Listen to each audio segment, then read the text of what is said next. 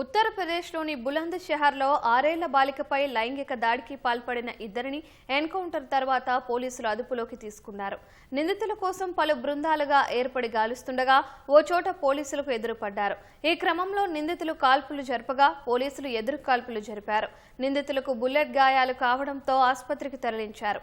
ఇటీవల బులంద్ షహర్లో ఓ భవనంపై ఆడుకుంటున్న బాలిక కనిపించకుండా పోయింది.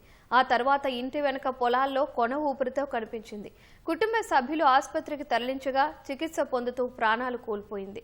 బాలికపై లైంగిక దాడి జరిగినట్లు వైద్యులు నిర్ధారించారు. బాలిక కుటుంబం ఉండే భవనంలోనే ఉన్న ఇద్దరిపై అనుమానంతో ఆమె తండ్రి పోలీసులకు ఫిర్యాదు చేశాడు. పరారైన నిందితుల కోసం తీవ్రంగా గాలించగా ఓ చోట పోలీసులకు కనిపించారు. ఎన్కౌంటర్ తర్వాత నిందితులను అదుపులోకి తీసుకున్నారు.